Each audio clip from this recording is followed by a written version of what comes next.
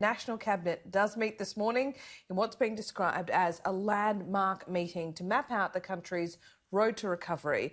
This is what you need to know going into that meeting. The Cabinet will focus on how to reboot the economy. We'll discuss a return to work, retail, trading and travel within states.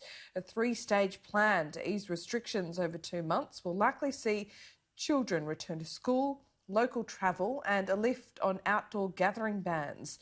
The 4-week plan could see most restrictions beside mass gatherings rolled back by July. Reopening state borders and international travel not on the agenda today.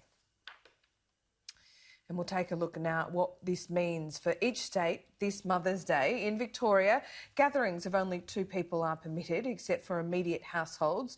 In New South Wales, 2 adults are allowed to visit another household. In Queensland, up to 5 people from the same household can travel to another.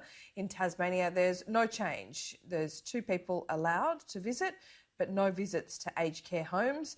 In Western Australia and South Australia, well, you're going to have a better weekend than the rest of us. Up to 10 people allowed. After an Anzac Day and Easter holiday unlike any other before, many Australians are preparing for a Mother's Day celebrated in the shadows of the shutdowns. The Prime Minister is hopeful, though, that the celebrations can cater for up to 10 people. But in a potential foreshadowing of Friday's all-important National Cabinet, the states don't have a unified approach to restriction relief. The Victorian Premier holding firm. I've got no announcements to make about restrictions, any restrictions. I can tell you what I'll be doing on Mother's Day.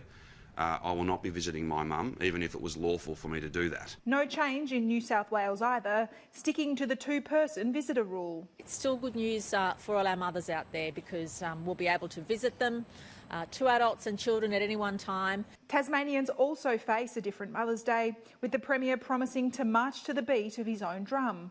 We will make decisions that are in the best interests of Tasmania. We have an older and more vulnerable population, and it is important that remains at the forefront of our minds. But better news for Queenslanders, up to 5 people from the one home allowed to visit another household. So that is great news for families. The Northern Territory, Western Australia and South Australia all allowing up to 10 people. Mother's Day, as important as it is not as important as ensuring the safety of the communities. The individual state-by-state approach across Australia likely to be replicated when the Prime Minister announces any shutdown shift from the National Cabinet. If the differing approaches on schools and Mother's Day is anything to go by, it'll be a case of watch and wait what state and territory leaders decide to move on following the PM's press conference. Trudy McIntosh, Sky News, Canberra.